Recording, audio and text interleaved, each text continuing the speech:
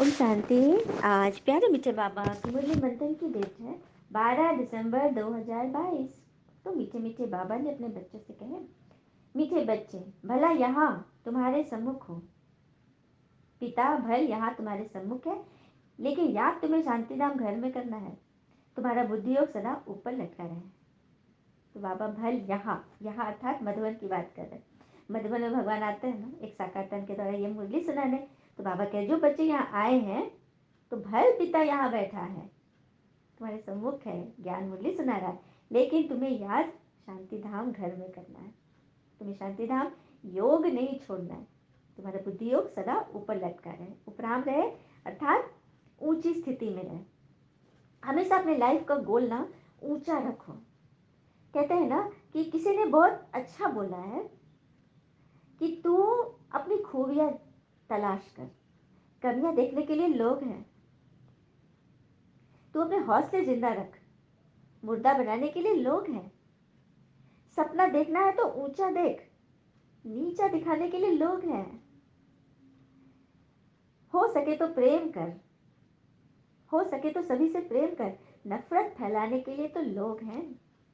जीवन में बड़ा बन के दिखा, जीवन में सदा बड़ा बन के दिखा। तालियां बजाने के लिए लोग हैं, वही लोग जो आपको गालियां दे रहे हैं, निंदा कर रहे हैं, बाद में वही तालियां बजाएंगे। तो बुद्धि का हालत क्या रहे हमारा, सदा ऊपर, उपराम रहे, ऊपर की स्थिति पे रहे।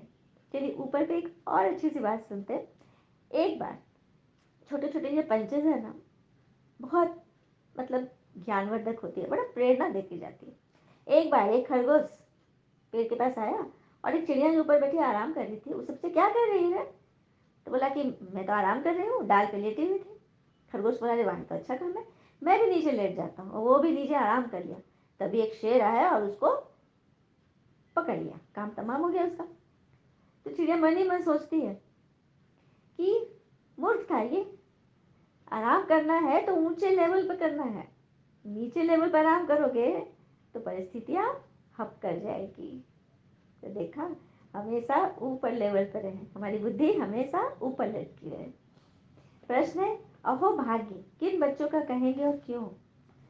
जिन बच्चों की बुद्धि में बाबा की नॉलेज आई है उनका है अहो भाग्य, क्योंकि ज्ञान मिलने से सदगति हो जाती है, तो विश्व के मालिक बन जाते हैं। बाकी जब तक ज्ञान नहीं है तब तक कोई श्री बाबा का पर शरीर भी होम करे, लेकिन प्राप्ति सिर्फ अल्पकाल की होती है। बाबा का वर्षा नहीं मिलता, भक्ति में भावना के चने मिल जाते हैं, सदगति नहीं मिलती। सच बात है। तो अहो भाग्य किनका है? हम बच्चों का, जिनकी बुद्धि में भगवान की नॉलेज आई है। हाँ, और इस ज्ञान से हमें सदगति मिलती है। बाकी बिना ज्ञान के यदि भक्ति में शरीर भी दान कर दे, काशी कलवट में लोग अपने शरीर का भी खात्मा करते थे ईश्वर को पाने के लिए, लेकिन मिला क्या? अल्पकाल की मिली। और यहाँ तो हमें सदा काल का भगवान स्वर्ग का वर्षा दे रहे हैं, तो कोई तुलना ही नहीं है। ओम शांति। बच्चों के दिल में सदैव रहता है कि बाबा आकर हमको पढ़ाते हैं। यहाँ तो सम्मुख बैठे हैं, बुद्धि में आता है हमारा बाबा आया है, कल पहले मुआफिक फिर से हमको राजयोग सिखलाकर पवित्र बनाए साथ ले जाएगा, और हम जितना पुरुषार्थ करेंगे उतना जाकर उच्च पद पाएंगे। ये बुद्धि में रहता है ना। और बच्चे जानते हैं अभी भक्ति मार्ग खत्म हो गया है, क्योंकि भक्ति और ज्ञान में इकट्ठे नहीं चलते। जब बाबा आ जाते ना ज्ञान ले करके, तो फिर भक्ति उड़ जाती। भक्ति अर्थात देह भान से कोई भी कर्म कर, पूजा पाठ करो, अपने देवी स्वरूप को याद करो, सब कुछ निभाओ, लेकिन सिर्फ शरीर भान से करना और आत्मा और मन का कोई सरोकार नहीं, ये चीज उड़ जाता है। और कहते हैं ना कि जैसे एक प्रश्न का उत्तर एक ही होगा, एक ही उत्तर होगा उस प्रश्न का। हाँ? उसी तरह से परमात्मा से प्राप्ति व उनका ज्ञान एक ही होगा। कोई और दुनिया में कितने भी पढ़ लो, कितने भी सब कुछ सुन लो, महात्मा से सुनो, लेकिन वो सब सच है, लेकिन पूरा सत्य नहीं है। पूरा सत्य परमात्मा शिव ही आकर दे सकते हैं, क्योंकि उन्हीं के पास यह ज्ञान है। और फिर बाबा कह रहे ज्ञान है ये सेकंड का, जबकि भक्ति तो आधा कल चलिए। द्वापर से भक्ति करता है, खूब पुकारे भगवान, लेकिन ज्ञान एक सेकंड में मिल जाता है। सेकंड में क्या होता है? सेकंड में स्मृति मिल जाती है कि मेरा बाबा, और बाबा कहते हैं मेरे बच्चे। जैसे जिस घर में बच्चा जन्मता है, सेकंड में वारिस बन जाता है कि नहीं? सेकंड में बनता है ना, थोड़ी ना कि 1 महीना लगता है वारिस बनने में। तो बस भगवान को पहचाने, उनके बच्चा बने और वारिस बन गए। बाबा कहते हैं कि वापस मुक्ति धाम चलना है। ऐसा कोई है जो कहे मेरे बच्चे अब तुमको मुक्ति धाम ले चलेंगे, तुमको जीवन बंध से लिबरेट करेंगे? कोई है क्या? किसी साधु संत सन्यासी गुरु गुसाई में इतना ताकत है कि कहे कि मैं तुम्हें मुक्ति धाम ले चलता हूँ? वो कब मुक्ति धाम निकल लेंगे, रात में ही पता भी चलेगा। हाँ, जो उनको खुद अपना नहीं पता तो किसी और को क्या देंगे? ये तो निराकार शिव ही है जो सबको बच्चे बच्चे कहते हैं, ले जाने की ताकत रखते हैं। बाबा ने कहा तुम्हारा यह लीप जन्म अर्थात कल्याणकारी जन्म, ये संगम युग बीच में आता है, गुप्त रीति से आता है। ये संगम का सुहावना युग है। बाबा बच्चों से ही बात करते हैं। जैसे आत्मा को इन आंखों से देख नहीं सकते ना, वैसे परमात्मा को भी नहीं देख सकते। हाँ, दिव्य दृष्टि से साक्षात्कार हो जाता है। दिखाते थे ना, विवेकानंद को साक्षात्कार हुआ कि रामकृष्ण की आत्मा निकल कर मेरे में समा गई। साक्षात्कार हुआ था। तो आत्मा का साक्षात्कार होता है दिव्य दृष्टि से, ऐसे नहीं कि सबको आत्मा दिखाई दे, नहीं, ये सब भ्रम है, वहम है। फिर बाबा ने कहा सबसे तीखी दौड़ी आत्मा की है। 1 सेकंड में कहाँ की कहाँ चली जाती है, सेकंड में जीवन मुक्ति मिलती है, तो सेकंड में आत्मा भी वहां पहुंचती है। आत्मा कहती है मेरे से तीखा तो कोई है ही नहीं, मेरे से छोटा भी कोई नहीं। छोटी से छोटी आत्मा में भी सारे बेहद की नॉलेज है। तो इसी को तो कहा जाता है कि गॉड इन नॉलेज। को जिन्होंने इतनी अच्छी चीज बनाई, भगवान की मशीनरी का तो कोई बराबरी नहीं कर सकता। फिर बाबा कहते हैं भल मैं सबको जानता हूँ, इसका मतलब ये नहीं कि हर एक के दिल को बैठ कर जानूंगा। सब कुछ ड्रामा में नूंद है, तुम जैसे जैसे पार्ट प्ले करते जाओगे अपने अपने पता चलता जाएगा, मैं नहीं बताने वाला कुछ भी। तो फिर ड्रामा का वो चार्म ही खत्म हो जाए, सिनेमा का, है ना। बाबा समझाते हैं मैं झाड़ का बीज रूप हूँ। झाड़ का बीज अगर चैतन्य हो तो समझाए कि मैं ऐसी धरनी में रहता हूँ। गाय भी हो ना, ब्रह्मा द्वारा मनुष्य सृष्टि रचते हैं। भगवान आकर ब्रह्मा जी के द्वारा ही तो सत्य की सृष्टि की रचना करते हैं। और रचना में क्या कर रहे हैं? ज्ञान सुनाए, बच्चों को अडॉप्ट कर रहे हैं, बच्चे ज्ञान से ब्राह्मण बन रहे हैं और रचना हो रही, क्योंकि ब्राह्मण ही फिर देवता बनेंगे। यही तो है रचना की आदि। इसी से शुरुआत होती है।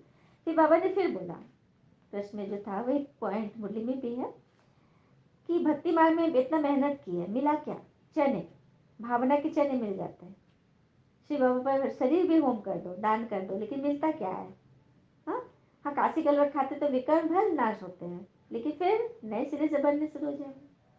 भक्ति मार्ग में देखो तुमको कितना क्या मिला।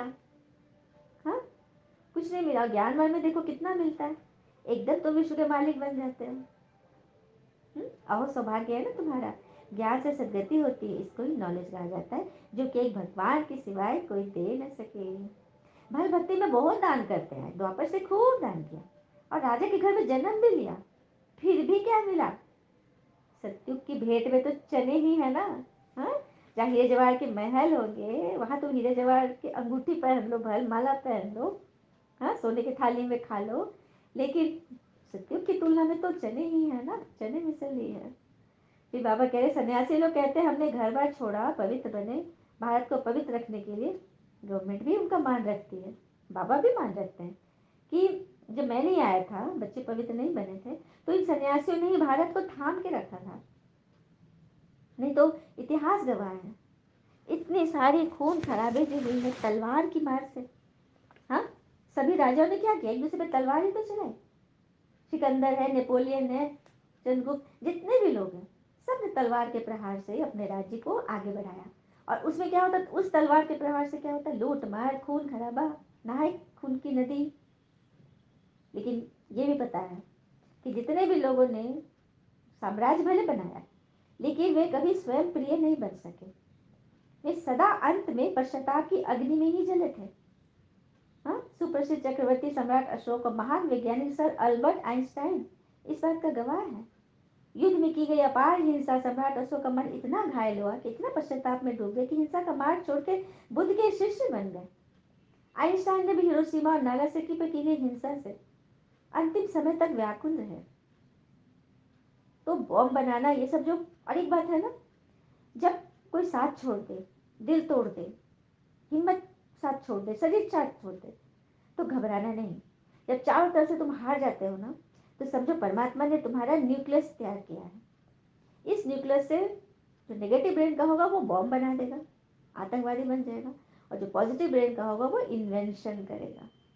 तो अब इन्वेंशन करो, क्योंकि भगवान आ गए हैं। सत्युग की रचना, सत्युग से बड़ा इन्वेंशन तो कोई है ही नहीं, उसको रचने के लिए भगवान आ गए। तो कौन सा तलवार यूज करना? आध्यात्मिक भाषा में ज्ञान ही वो तीक्ष्ण तलवार है, ज्ञान की तलवार। लेकिन ज्ञान की तलवार को स्वयं अपने अज्ञानता को काटना है, अपने में सुधार करना है। जनरली क्या होता है ना, दूसरे पर ज्यादा चलाने लगता है। हाँ, उनकी कमी कमजोरियां देखना, उनके अंदर परिवर्तन चाहना, विरोध व्यक्त करना, सेवा में सहयोग न देना, नफरत करना, इससे क्या होता है? हुँ? जो युद्ध भूमि में हुआ, सम्राटों का वही हाल होगा। अंत में आप उसी तपश्चर्या की अग्नि में ही जलोगे। तो इस ज्ञान तलवार से स्वयं के अहंकार, स्वयं की कमी कमजोरियों को काटना है। हुँ? अपने पर परिवर्तन करना है। यही तो है इस ज्ञान का रहस्य। जो बाबा कहते हैं ये ज्ञान जब मिल जाए, सच्चा सच्चा ज्ञान, उस पर चलने लगो तो अहो सौभाग्य। फिर बाबा कहते हैं ड्रामा प्लान अनुसार सारी दुनिया अभी नास्तिक है, मैं ही आकर सबको आस्तिक बनाता हूँ। सददाता बाबा, सदगति दाता तो एक ही बाबा है। बाबा आकर ज्ञान घृत डालते हैं आत्मा में, तो आत्मा जगमगा उठती है। सत्युग में सबकी ज्योति जगी रहती, पर तो वहां पर ज्ञान ही नहीं रहता, ज्ञान नहीं रहता। लेकिन हम सत्व प्रधान हैं, वही है प्रारब्ध। नए सिरे से चक्र शुरू होता है, यह अनादि है। सूर्य निकलता है फिर जाता है, यह धरती का फेरा है। ऐसे नहीं कि ईश्वर बैठ के फेरते रहते हैं, ईश्वर क्यों करेंगे ऐसा? सृष्टि चक्र कुदरत है, अपने आप ऑटोमेटिक मोड पे डला हुआ है। अच्छा, मीठे बच्चों प्रति भगवान की नमस्ते। हम बच्चे की भी प्यारे बाबा को नमस्ते। धारणा के लिए मुख्य सार, पहले पॉइंट, घर घर को मंदिर बनाना है, परिवार वालों की भी सेवा करनी है। ऐसा नहीं कि हमको ज्ञान मिल गया तो बस हम अकेले रहे, किसी से क्या मतलब नहीं। ज्ञान मिला है आपको सबको संवारने के लिए, सबको ले चलने के लिए। ऊंचे ज्ञान का सिमरन कर खुशी से झोली भरनी। और एक बात जरूर याद रखना, क्योंकि त्याग से ही भाग्य बनता है। तो ऊंचे ज्ञान का सिमरन कर खुशी से झोली भरनी है और सबों की बतानी है, भरना है सबको। किसी भी देहधारी को याद नहीं करना है। बुद्धि कहाँ लटका रहे? ऊपर, किसी देहधारी में नहीं। किसकी अच्छाई? कल कल रावण वाली बात क्या थी? मित्रता थी तो उसकी सिर्फ महादेव से, वो किसी से मित्रता नहीं करेगा, किसी में भी अपना देह भान, अपनी बुद्धि नहीं लटकाएगा, है ना? सब कुछ पता था उसको, लेकिन वो मुक्ति के लिए, कि भगवान हमको राम जी के द्वारा मुक्ति देना चाहते, मैं सहर्ष स्वीकार कर रहा हूँ। कितना बड़ा ज्ञान है ना? तो किस बात का डर? कल भी बाबा ने बोला था कि शक्ति सेना को निर्भय बनना है, क्योंकि आगे प्रकृति में इतने सारे हलचल, ऐसे ऐसे सीन आएंगे ना। बाबा पूछा ना कल कि तुम देख के डरोगे तो नहीं? हाँ, तुम्हारे सामने किसी को बम सुना दिया जाए, गोली मार दी तो डरोगे? बाबा हमें पक्का कर रहे हैं, तैयार करेंगे, ऐसी ऐसी स्थितियाँ आने वाली है। मजबूत बनो, निर्भय बनो। तुम्हें तो सबके डर को निकालना है। तुम खुद डरने लगोगे तो फिर क्या शक्ति सेना कहलाओगे? हाँ, देविया का कभी क्या कभी डरी है? वो तो डराती है, सबका खात्मा करती है असुरों का। हिम्मत रखो। सुहावने संगम युग पर जीते जी पारलौकिक बाप का बनना है, जीते जी भगवान की गोद में बैठना है। वरदान, यथार्थ सेवा द्वारा सेवा का प्रत्यक्ष फल खाने वाले मन बुद्धि से सदा तंदुरुस्त भव। यथार्थ सेवा द्वारा सेवा का प्रत्यक्ष फल खाने वाले मन बुद्धि से सदा तंदुरुस्त बनते हैं। जैसे शरीर को पुष्ट करने के लिए फल देते हैं, हाँ, ताजा फल खिलाते हैं, तो मन बुद्धि को तंदुरुस्त रखने के लिए क्या करना है? सेवा का प्रत्यक्ष फल खाना, यथार्थ सेवा करना है, विधिवत सेवा करनी है। यदि सेवा योग युक्त और यथार्थ है तो सेवा का फल खुशी, अतिद्रिय सुख, डबल लाइफ की अनुभूति अथवा बाप की कोई न कोई गुणों की अनुभूति प्रत्यक्ष फल के रूप में जरूर होती है। और जो प्रत्यक्ष फल खाते हैं वह मन बुद्धि से सदा तंदुरुस्त रहते, क्योंकि अनुभवों की अथॉरिटी है ना। अनुभव जिसके पास है, सोचो कि उसके पास सब कुछ है। और सेवा की खुशी पाने का जो अनुभव है वो सबको बांटना है।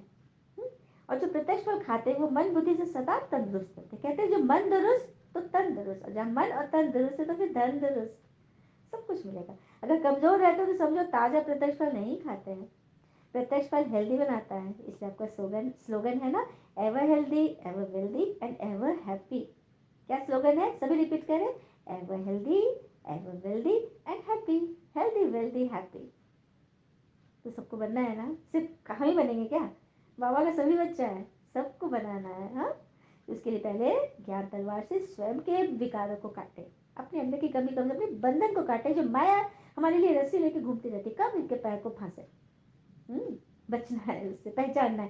सूक्ष्म से सूक्ष्म रूप से भी माया आती है, उसको पहचानना एकदम रॉयल से रॉयल रूप से। ज्ञान है समझ, कल बाबा ने बोला था स्क्रू ड्राइवर, पेचकस कौन सा है, समझ। ज्ञान है स्क्रू ड्राइवर, उसको यूज करो और अपने जो ढीले ढाले नट है ना बिगड़े हुए, उसको टाइट करो। अपने हर कर्म द्वारा ब्रह्मा बाप के कर्म को प्रत्यक्ष करने वाले ही कर्म योगी है। कर्म योगी अर्थात हर कर्म ईश्वर की याद है, हाथ काम कर रहा है, दिल मन भगवान को याद कर रहा है, श्रीमत पे चल रहा है, श्रीमत को फॉलो कर रहा है। तो हर कर्म ब्रह्मा बाप के ब्रह्मचारी, ब्रह्मचारी नहीं ब्रह्मचारी रूप से हो, ब्रह्मा के कदम पे कदम रखने वाले हो, उसी को कहते हैं कर्मयोगी। अच्छा, ओम शांति। शुक्र मीठे बाबा, वो बाबा के प्यारे प्यारे बच्चे। All is well always. Om Shanti.